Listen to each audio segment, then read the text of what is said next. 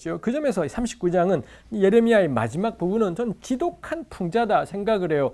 다윗이 있는 동안에 계속 예레미야는 고통스러운데 다윗이 사라지니 자유의 몸이 되지요. 이 모든 다윗의 혈통들은 예레미야를 괴롭히고 하나님 말씀을 줄기차게 거역하고 정통 유대인들, 정통 이스라엘이라는 사람들은 온갖 못된 짓을 다 하고 노비들 풀어줬다 잡아왔다 이 난리를 치는데, 구스인, 이 땅에 들어온 나그네였었을 구스인 에벤멜렉은 힘 다해서 예레미야를 살리는 것입니다. 그러니 이 본문은 지독한 풍자다 싶은 거예요. 뭐가 도대체 이스라엘이람, 뭐가 다윗의 후손이람, 도대체 예수 믿는다라는 게 뭐람, 내가 하나님을 경외한다라는 의미가 도대체 뭐람, 이런 것들을 끊임없이 우리로 하여금 돌아보게 하는 것이 이 예레미야서의 모습이지요.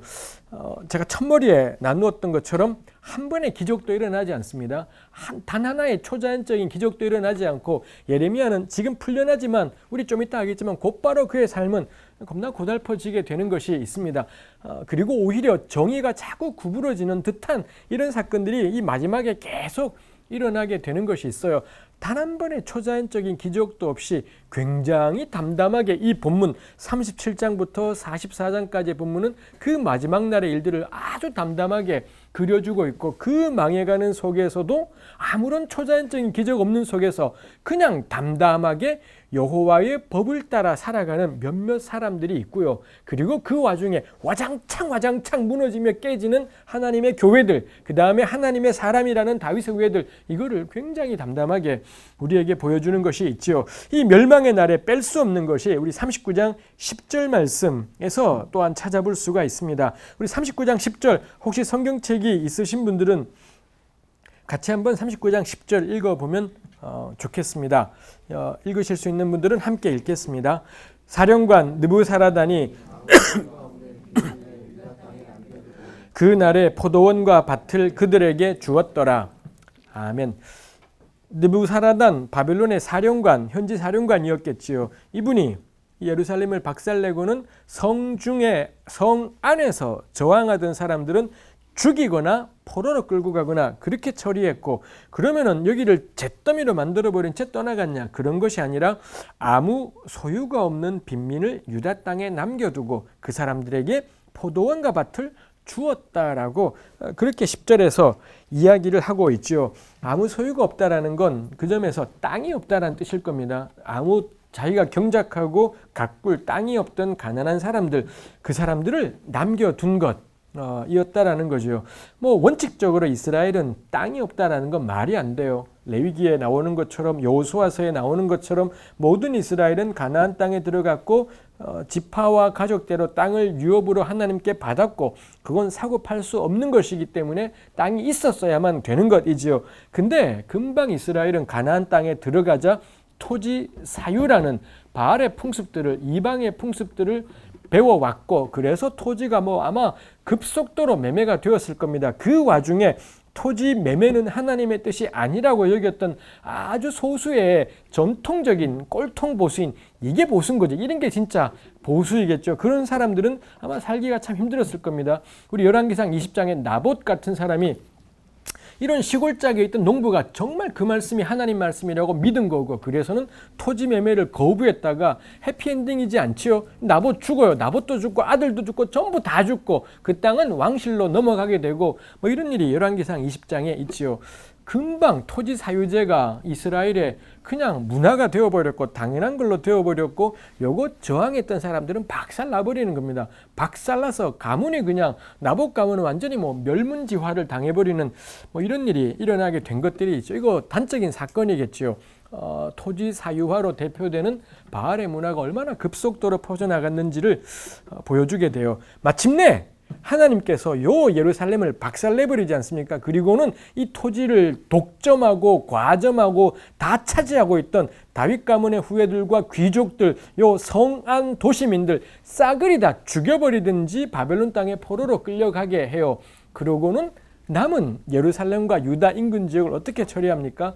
아무 소유가 없던, 토지를 잃어버린 지 정말 오래되었을 그 가난한 사람들에게 토지를 다시 돌아가게 하시는 일이 있지요. 모든 이스라엘은 하나님 앞에서 땅이 있어야 된다라는 것, 땅이 없는 채로 살아가는 건 말이 안 되고 자기 기업이 아닌 땅을 점유하고 살아가는 것도 말이 안 된다라는 게 뭐 이런 하나님의 바로잡으심 안에 또한 담겨있는 의미이겠다 싶은 것이죠. 그래서 이 사람들에게 글쎄요 몇십 년 만이었을지 몇백 년 만이었을지 모르겠습니다만 다시 땅이 돌아오게 되는 이런 엄청난 일이 이루어졌지요. 바벨론으로서야 이거는 뭐 제국의 이익을 위한 거겠지요. 그 땅을 무주공산으로 두고 황무지로 만들어버리기보다는 그래도 관리하게 하면 세금을 거둘 수가 있으니 그 세금이 바벨론 왕실에게는 유익이 되니 제국의 이익을 위해서 이 가난뱅이들에게 땅을 토지를 재분배했던 일이었겠습니다만 어찌되건 이 아무 소유 없던 빈민들에게는 아마도 수백 년 만에 다시 내가 땀 흘리고 경작하면 그 결실을 내가 먹을 수 있는 그런 땅이 돌아온 엄청난 사건이 생긴 것이다라는 것이지요. 이 사람들에게는 말입니다. 나라가 무슨 필요가 있을까요? 나라가 있는 동안에는 그 영광스러운 다윗의 나라가 있는 동안에는 내내 가난뱅인 겁니다. 한 뼘의 땅도 그들은 없고 그들은 예루살렘 성 안에는 들어갈 수가 없었어요. 성 안은 땅 없는 자신들이 살 곳이지 않은 것이지요. 그래서 늘 성 바깥에서 글쎄요. 어떻게 이 사람들은 살아갔었을지 모르겠습니다. 우리 구약 성경에 언뜻 성중 사람들과 성박 사람들 이야기들이 나오죠. 뭐 우리 왕정기 때 아람하고 북이스라엘하고 전쟁할 때에도 아람 때문에 완전히 성중이 박살나게 되었을 때 성 밖에 누가 사느냐? 문둥이들이 나병 환자들이 살았다 이렇게 나와 있지 않습니까? 그리고 이 사람들이 뭐 이렇게 저렇게 해서는 성을 살렸다 뭐 이런 내용이 나오지만 딱 이미지가 있죠. 성 밖에는 그런 사람 사는 겁니다. 그런 사람들이 성 밖에 존재하는 것이지요. 이 성밖 사람들에게 토지가 재분배되는 엄청난 마치 여호수아 때 가나안에 정착한 것 같은 하나님의 약속을 따라 새로 땅을 받은 것 같은 그런 역사가 이 사람들에게 일어난 겁니다. 이들에게 민족이 무슨 필요가 있는가요? 이들에게 다윗은 뭔 필요가 있을까요? 그 다윗이 있을 때는 한 뼘의 땅도 없었는데 다윗이 사라지고 나니 땅이 생긴 겁니다. 민족이 박살나버리고 나니 나라가 깨지고 나니 땅이 생겨버린 이런 상황이지요. 이거 뭐 아주 전 지독한 풍자지요. 나라는 왜 존재하냐? 국가라는 게 도대체 왜 존재하고 권력이라는 게 왜 존재하냐? 그 권력이, 그 국가가, 그 나라가 이 아무 소유가 없는 빈민들을 행복하게 해줄 수 없다면 누구든 간에 하나님이 주신 땅에서 제 몫의 땅을 경작하며 살아가게 할 수 없다면 도대체 그 나라가 무슨 필요가 있으며 그 권력이 무슨 존재 근거가 있겠는가?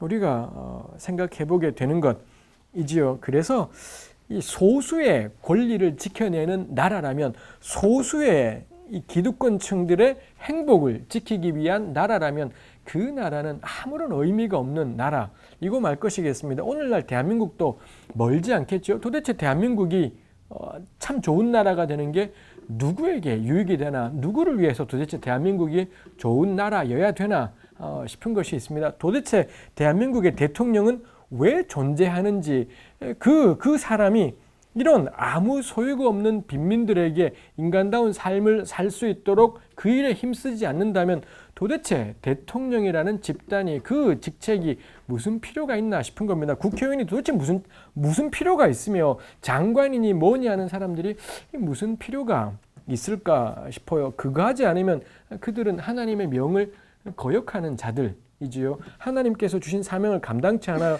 그럼 그런 사람 어떻게 되나요? 눈이 뽑힌 채 끌려가게 될 것입니다. 우리 짧은 한국의 현대사 역사 안에 하나님께서 주신 사명 제대로 하지 않다가 뒤지게 맞은 왕들이 어디 한둘 이겠습니까? 그거 생각하면은 정말 이건 두렵고 떨리는 일이겠다 싶어요. 이건 뭐 대통령들의 일만이진 않겠죠.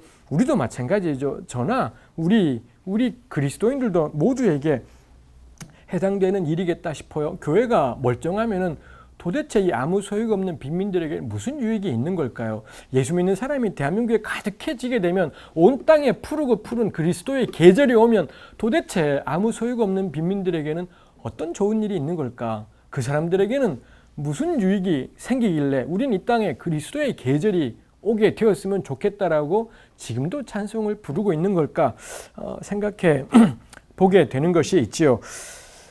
아무 소용 없는 빈민들에게 토지가 분배되는 엄청난 일이 일어났다라는 것입니다. 그리고 그때 아까 이야기했던 것처럼 바벨론에서는 예레미야를 풀어주지요. 그리고 40장에 가면은 예레미야에게 선택권을 줍니다. 너 어떻게 할래? 너 이제 자유의 몸인데 두 가지 선택이 있는 겁니다. 1번, 우리랑 같이 바벨론 가자. 그러면은 우리가 너 잘 대해주겠다. 였었습니다. 2번, 너가 원한다면 이 땅에 남아라. 이 땅에 지금 남겨둔 이 집단들이 있는 건데 그 사람들이랑 같이 살든지 너가 원하는 걸 해라. 라고 이 바벨론이 예레미야를 아주 호의를 베풀지요. 바벨론으로서는 예레미야가 하나님의 사람이라서 이렇게 하는 것이지 않겠지요. 자기네들이 보기에는 예레미야는 친바벨론 인사인 겁니다. 바벨론에 대해서 아주 호의적인 발언들, 항복해라, 저항하지 말고 항복해라, 이걸 전해왔으니 바벨론으로서는 정치적으로 친바벨론 인사라고 생각했으니 이 사람 바벨론으로 데려가면은 바벨론에 끌고 온 포로들에 대해서도 효과적인 정책들을 할 수가 있을 거고 모든 면에서 유익이 되었던 것이겠죠. 남는다고 해도 예레미야가 이 땅에 남아도 남은 집단들 가운데서 예레미야가 어리석게도 바벨론에 반대하는 폭동을 주도한다든지 이런 것 안 할 거기 때문에 당신 마음껏 해라. 바벨론은 철저하게 정치적인 고려였겠지요. 우리가 예레미야라면 어떤 선택을 할까요? 예레미야는 알고 있지요. 우리 앞부분에도 다루진 않았지만 나오지요. 바벨론으로 끌려간 포로가 하나님의 새 역사예요. 지금 이렇게 나라가 망해서 끌려가지만 거기서 집 짓고 결혼하고 살다 보면은 그 자손들 대해가 하나님이 다시 돌아오게 하시는 영광의 날이 온다라는 것입니다. 그 땅에 끌려간 자들이, 바벨론에 끌려간 자들을 통해 하나님의 새 역사가 이루어진다. 끌려간 자들은 좋은 무화과이고 안 끌려가려고 하는 자들은 썩은 무화과다. 이런 말씀이 예레미야에 나와 있기도 하지요. 그러니 예레미야는 알고 있어요. 이 끌려간 포로들이야말로 정통성 있는 하나님의 약속이 있는 집단이다라는 것을 알고 있죠. 그리고 바벨론이 선대한다라는 것도 있으니 글쎄요. 나도 바벨론 가겠다. 이렇게 선택할 수도 있었을 텐데 40장에서 예레미야는 그렇게 하지 않습니다. 나 이 땅에 남겠다. 라고 그렇게 결정을 내리지요. 그래서 예레미야가 가게 되는 곳이 어디냐? 이 40장 6절에 보면 예레미야가 미스바로 가서 아히감의 아들 그달랴에게로 나아가서 그 땅에 남아있는 백성 가운데서 그와 함께 사니라. 라고 이 말씀이 되어 있지요. 아히감의 아들 그달랴라는 사람은 바벨론이 세웠던 현지인 총독이지요. 곧바로 직할체제로 가기보다는 유대인들 가운데 자기 쪽 사람을 총독으로 행정관으로 세웠던 건데 거기에 선택된 사람이 그달랴였었습니다. 이 아히감의 아들 그달랴의 아버지가 아히감인 거고 그 아버지는 사반이라는 사람이에요. 사반은 요시야 개혁 때 핵심적인 역할을 하던 일종의 우리 시대로 치면은 우리 조선 시대로 치면은 신진 사대부에 해당되는 사람이 이 사반이었죠. 요시야를 지지하고 그 개혁을 지지했고 그 아들 아히감은 예레미야 26장에 보면 예레미야가 성전 설교하고 죽을 위기에 처했을 때 온 힘을 다해서 예레미야를 살려내려고 애썼던 사람이 아히감인 거고요. 그리고 그 아들이 그달랴인 것입니다. 그러니 요 가문은 대대로 적어도 3대째 일종의 개혁자 가문 이쯤 될 수 있는 집단인 거고 예레미야를 줄기차게 지지하고 성원했던 사람이죠. 그러니 그달랴는 아마 진작부터 예레미야의 선포대로 바벨론에 대해서 적대하지 않고 저항하지 않고 지금은 우리 죄로 인한 하나님의 멸망을 하나님의 심판을 받아들여야 하는 때다라는 것을 아마 이 그달랴는 깨닫고 있었을 것이다 라고 생각을 해요. 그게 바벨론으로 하여금 그달랴를 총독으로 세운 원인이었을 것이겠다 싶지요. 이 예레미야가 거기 가요. 미스바로 가서 아히감의 아들 그달랴에게로 나아가서 그 땅에 남은 백성 가운데서 함께 살아갔더라라고 하지요. 예레미야가 마지막에 그 중요한 기로에서 남겠다라고 결정을 해요. 끌려간 사람이 약속 있는 집단이지만 예레미야가 남는 거지요. 그 땅 백성들과 함께 살겠다. 이렇게 되어 있습니다. 이제 바야흐로 예루살렘 인근 지역은 그달랴 체제라고 하는 일종의 새로운 체제가 들어선 것이지요. 다윗의 시대는 가버렸고 바벨론이 세운 첫 총독으로서 그달랴가 다스리는 세상이 되었더라 라는 것입니다. 40장 7절부터는 그달랴 세상에 대해서 7절부터 12절까지 우리에게 소개를 해주고 있습니다. 제가 늘 나누는 말씀이지만 사실 제가 예레미야에서 제일 좋아하는 본문이기도 하죠. 40장 7절부터 12절까지 제가 참 좋아하는 그런 본문이기도 합니다. 7절에 들어있던 모든 지휘관과 부하들이 바벨론의 왕이 아이감의 아들 그달랴에게 그 땅을 맡기고 이렇게 했다. 가난한 자들을 위임하였다. 함을 듣고서는 찾아왔다라고 되어 있지요.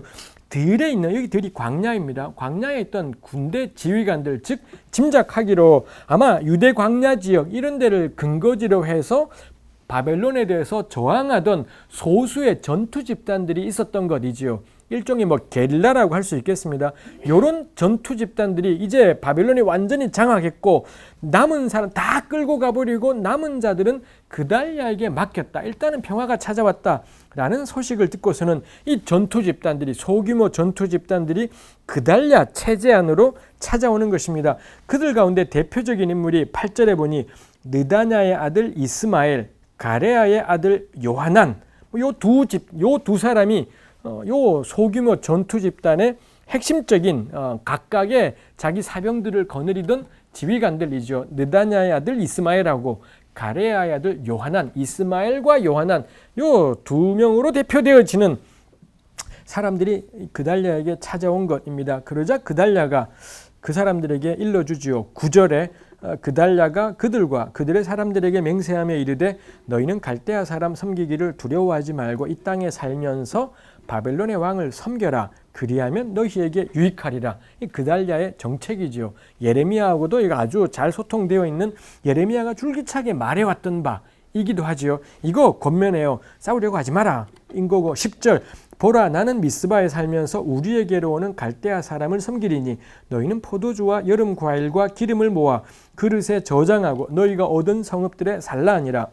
나는 미스바에 있으면서 내가 갈대아 사람들을 상대할게. 갈대아 사람들을 상대로 한 그 모든 정치적인 일들을 자기가 감당할 테니 너희는 누구든 간에 이 체제 안에서 살아가기를 원하는 사람이라면 누구든 간에 너희는 포도주와 여름 과일과 기름을 모아 그릇에 저장하고 너희가 얻은 성읍들에 살라.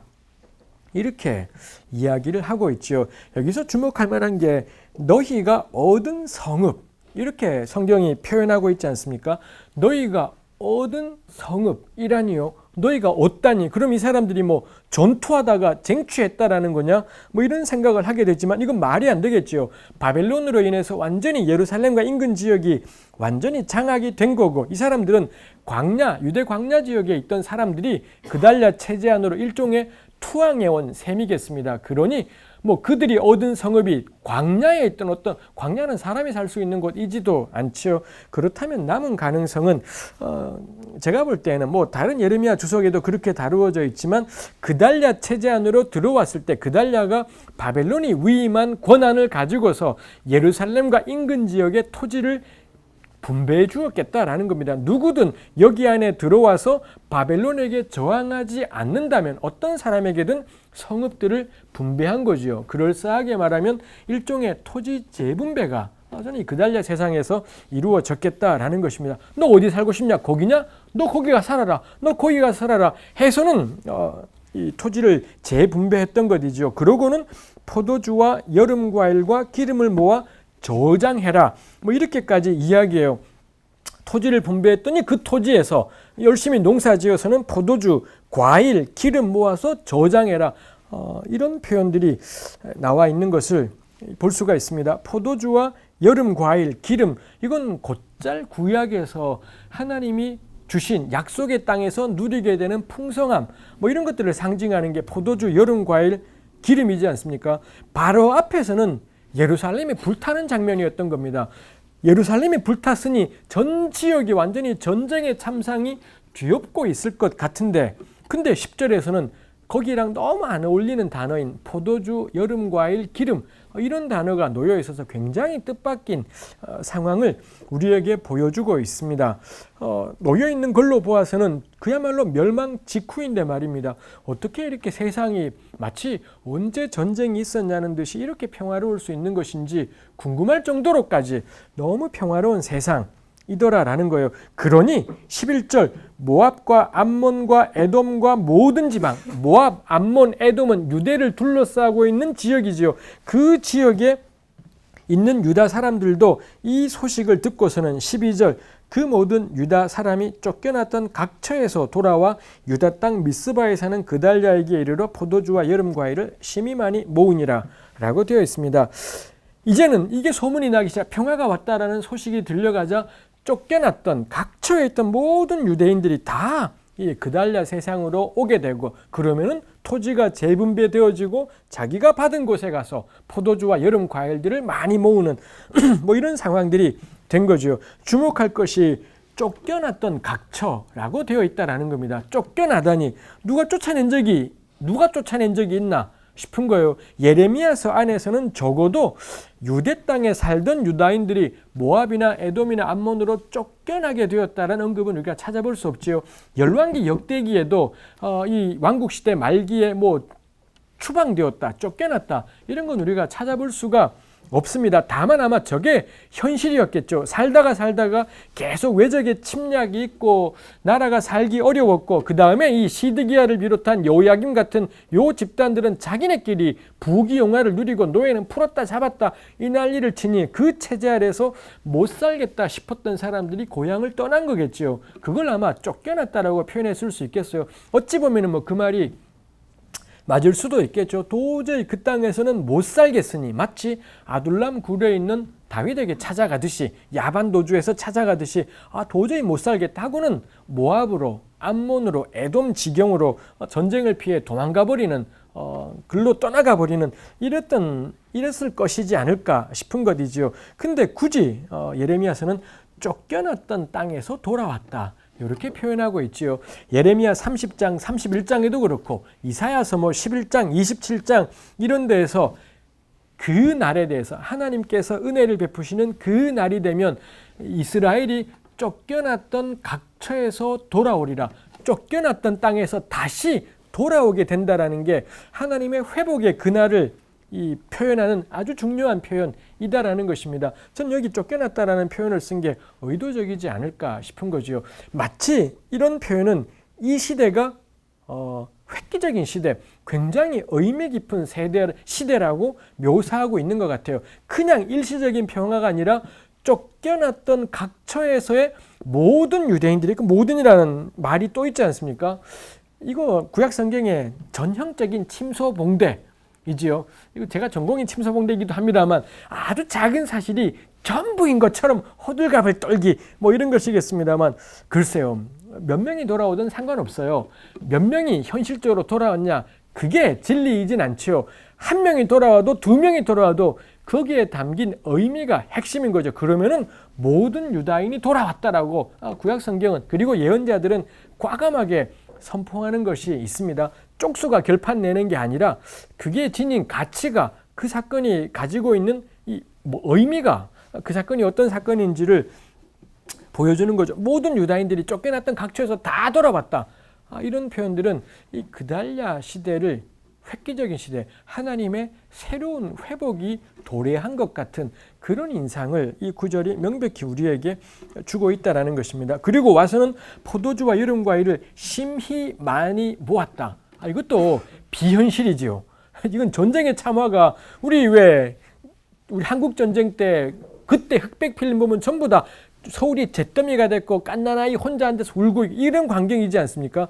예루살렘이 아마 그랬을 텐데 말이에요. 근데 바로 그 다음에 여기에서는 포도주와 여름 과일을 심히 모으는, 이걸 모았다라는 단어를 모은 게 사실 추수한 것이겠지요. 안 그러면은 막 땅에 포도주, 여름 과일 막 널려 있고 그냥 가서 줍기만 하면 되는 굉장히 평화로운 세상으로 묘사하고 있죠. 바로 앞에 39장하고 그리고 이어지는 40장은 굉장히 이 강렬한 대조를 이루고 있습니다. 저는 그걸 통해 예레미야서는 그달랴 시대가 얼마나 평화로운 시대였는지를 청중과 독자에게 전하고 있다 싶은 것입니다. 망했지만 망한 것이지 않지요. 망한 세상이었는데 이 그달랴라는 사람은 말입니다. 그달랴도 예레미야의 설교를 수도 없이 들었으니 알 겁니다. 우리가 왜 망했냐? 죄지어서 망한 거예요. 하나님의 진노로 인해서 망한 거고 바빌론에 항복하고 일단은 그 체제 아래 살아가는 것만이 길인 것이지요. 그런 삶에 무슨 희망이 있을까요? 무슨 빛이 있을까요? 그달랴도 알겠지요. 포로로 끌려간 자들이 좋은 무화과 나무다라는 거 아마 예레미야의 설교를 알고 있겠지요. 그럼 나의 의미는 뭐람? 도대체 이 땅에 남은 이 가난한 자와 함께 살아가는 나의 의미는 뭐람? 싶은 생각이 들겠지요. 근데 그달랴가 이 일을 감당해요. 갈대아인들, 이 점령군들을 상대하는 그 지저분하고 누추하고 치욕스러울 수 있는 그 일은 이 그달랴가 감당하는 것입니다. 그리고 이 체제에 누구든 들어오는 사람에게는 토지를 분배해요. 토지를 분배해서는 그 누구든 가서는 자기가 받은 땅에 가서 포도주와 여름 과일을 심히 많이 모으는 그런 생활을 했더라라고 성경이 우리에게 전하고 있지요. 예레미야서가 줄기차게 전하는 메시지다 싶어요. 지난주도 나누었지만 끝이 아니에요. 아무리 끝나버렸고 하나님 죄 때문에 공동체가 박살이 나버렸고 교회가 쑥밭이 되었어도 이 끝이 아니지요. 그 와중에서도 자기 할 일 하는 겁니다. 그 와중에서도 하나님의 통치 가운데 이 하나님을 경외하며 이 행할 수 있는 것들을 이 백성들이 감당해 나가지요. 금식한다고 난리법석을 떨지 않고 통곡하며 하나님께 기도한다라고 난리법석을 떠는 것이 아니라 예레미야, 이 시드기야가 아니죠. 그달랴는 아마 이 예레미야도 같이 있을 겁니다. 6절에 거기 갔다 그러니 같이 뒤에 있겠지요.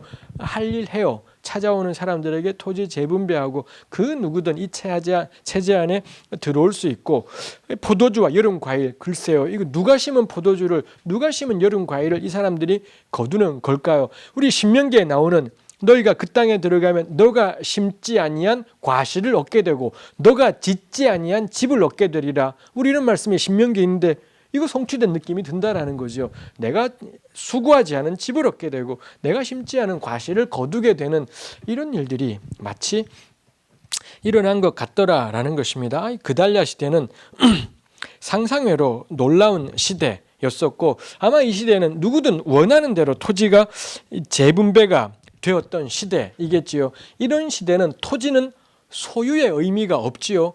토지의 유일한 존재 이유는 경작이에요.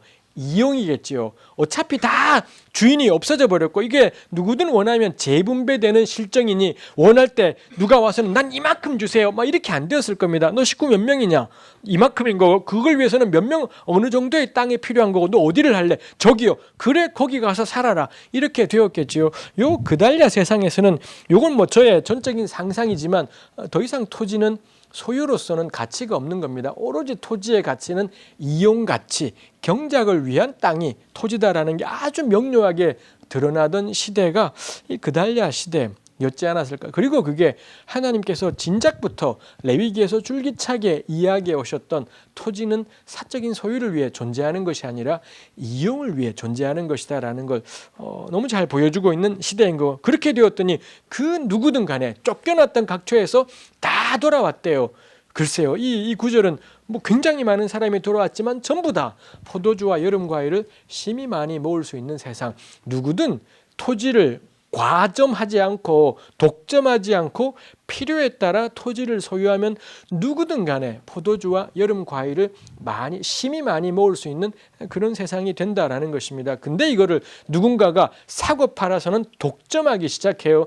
살지도 않는 집을 한 채를 더 사서는 그걸로 빌려주고 팔고 사고 팔고 이런 난리들을 치게 되면서 한국 사회 전체가 다 가난하지 않습니까? 아마 서울과 경기 지역에 있는 건물들 아파트들을 다 치면은 지금 집이 필요한 사람들 수보다 더 많은 데가 있다 그러지 않습니까? 그래도 여기 계신 분들은 어떨지 모르겠습니다. 대부분의 사람들이 그 주거 비용 때문에 삶이 얼마나 고통스럽고 허덕이는 일이 있는지 모르겠습니다. 그런데도 이 경제학자들은 토지 사유재가 사유재산제라는 게 혹은 토지 사유재라는 게 이게 신성한 것이다라고 이야기를 해요. 심지어는 이 하나님의 주권을 인정한다라는 기독교인 경제학자들조차도 이 토지 사유재는 사유재산은 신성한 하나님이 정하신 신성한 권리다. 이런 이야기들을 하는 게 있습니다. 정말 납득할 수 없는 그런 한은 우리 빈곤은 해결될 문제이지 않겠죠. 그런 채로 이 넉넉한 사람들로 하여금 가난한 사람들이랑 나눠라. 이런 이야기예요. 자꾸 동정으로 문제를 해결하려 하는 것이 있지요. 가난한 사람 동정해서 될 일이지 않지요. 가난해도 살 집이 있어야 되고 가난해도 병원에 갈 수 있어야 되고 예수님 때는 예수님이 다 고쳐주시지 않습니까? 가난한 사람만 골라 고쳐주기 예수님의 특기이기도 했었습니다만 그때는 병원이 없으니 병원 갈 힘도 없고 병원 자체가 없으니 의학 자체가 발달하지 않았으니 예수님의 초자연적인 능력으로 주님은 단 한 번도 당신을 위해서는 기적을 행하시지 않지만 이 오갈 데 없는 병자들을 향해서 예수님의 능력이 나타나고 그러지 않습니까? 오늘 우리에게는 그런 능력이 있지 않습니다. 제가 언젠가 겁나 믿음 좋을 때 일어나 걸어라 안 일어났어요. 안 일어나고 겁나 쪽팔리고 창피하고 우리 함께 기도합시다 이렇게 마무리했던 적이 있습니다만 저는 그런 능력이 저에게 있지 않습니다. 그렇지만 그 아픈 사람 데리고 병원 같이 갈 힘은 저에게 있지요. 그 아픈 사람과 같이 약국에 같이 갈 힘은 있더라라는 것입니다. 병원 가면 돼요. 병원 가면 되고 약국 가면 되는 거죠. 함께 약국 가줄 사람 그리고 이 사람이 병원 갔을 때 큰 비용이 없어도 진료받을 수 있는 세상 그러면은 그 주님께서 베푸셨던 그 놀라운 은혜가 오늘 우리 안에 얼마든지 현실이 될 수 있겠다라는 것입니다. 예수님의 초자연적인 능력을 나도 갖게 해주세요. 나도 기도하면 병자가 낫게 해주세요. 그 기도하지 말고 아무리 가난해도 병원에 가면 진료받을 수 있게 해라. 가난 때문에 이 고통스러운 병에 걸렸는데 진료 한번 못 받아보는 그런 일들은 없게 하는 것 그걸 위해서 애쓰고 수고하는 게 저는 훨씬 더 가치 있고 소중한 일이죠. 근데 교회가 신유의 은사를 자꾸 사모해요. 신유의 능력이 나타나고 그거 나타나면은 막 뿅 하고 난리법석을 떨지요. 의료보험제도를 제대로 지켜내고 누구든 간에 가난이 이유가 되지 않게 만들어가는 것입니다. 집에 살아가는 것도 가난 때문에 이 주거 비용 때문에 가정이 쑥밭이 되어버리는 그거 막는 것이 정말 우리가 하나님께 사모하고 간구할 일인 거지 예수님처럼 능력 있는 말씀을 전해서 막 사람들에게 이거보다는 저는 훨씬 더 이 가난해도 살 수 있는 환경을 만들어 가기야말로 온 갈릴리와 이 유대 전역을 다니시면서 아픈 자를 치료하시고 병자에게 천국 복음을 전하신 예수님을 오늘 우리가 따르는 길이지 않을까 싶은 생각을 하는 것입니다. 거듭거듭 우리에게 필요한 건 기적이지 않아요. 미러클 초자연적인 일이지 않지요. 일상이지요. 일상 속에 그 누구든 간에 우리 젊은 형제 자매님들이 이것 때문에 삶이 너무 곤고해지지 않도록 그래서 조금은 여가가 생겨서 성경도 볼 수 있고 교회 모임도 좀 갈 수 있고 책도 좀 읽을 수 있는 그런 시간이 생기도록 애쓰는 것 그게 사실 우리가 정말 힘써야 될 일이겠다 싶기도 합니다. 그달랴 시대가 굉장한 세상이었다라는 것을 우리에게 보여주고 있습니다. 그달랴는 자기 할 일 해요. 하나님을 의지하며 아마 그랬겠죠. 그런 표현은 나오지 않지만 하나님을 의지하면서 온 힘을 다해서 아마 자기 할 일 하는 거겠죠. 그랬더니 평화 세상이 와요. 근데 이 세상 오래 가지 못하지요. 13절 이하에 보면은 이 가레아의 아들 요하난 그 다음에 이 느다냐의 아들 이스마엘 이 두 친구가 문제이죠. 이 사람들은 아마 귀족일 겁니다. 사적인 사병들을 거느리고 있었던 걸 볼 때 아마 예루살렘의 귀족이었을 텐데 진작에 느부갓네살이 포위하기 전에 성을 빠져나가서 광야에서 이 전투를 벌였던 그런 집단일 거고요. 이 사람들 여전히 그런 생각 속에 머물러 있어요. 어느 날 요하난이 그달랴를 찾아와서는 그러는 겁니다. 내가 보니 느다냐의 아들 이스마엘 저 친구 암몬이랑 한통속이고 암몬 왕이랑 겁나 친하다. 저 친구가 여기 들어온 것은 살려고 온 것이 아니라 암몬 왕과 결탁해서는 당신을 죽이고 이 요 공동체를 자기네가 차지해서는 암몬에게 넘기려고 여기 와 있는 거다. 그러니 나한테 맡겨라. 내가 이스마엘을 처리하겠다. 이렇게 요하난이 그달랴에게 이야기를 해줍니다.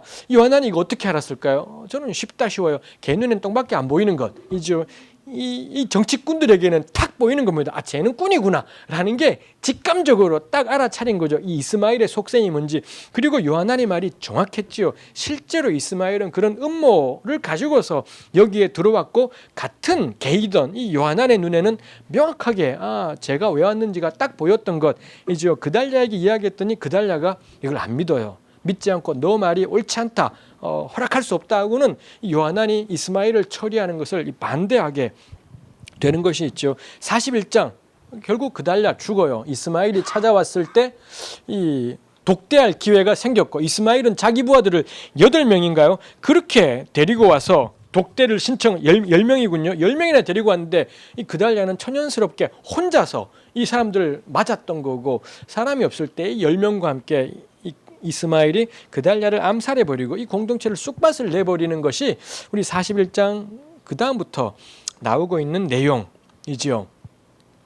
그달랴는 이스마엘을 왜 안 믿었던 걸까요? 이 요하난이 한 말을 안 믿었지 않습니까? 왜 안 믿었을까? 그가 믿었더라면 어떤 변화들이 있었을까 싶은 생각들을 하지요.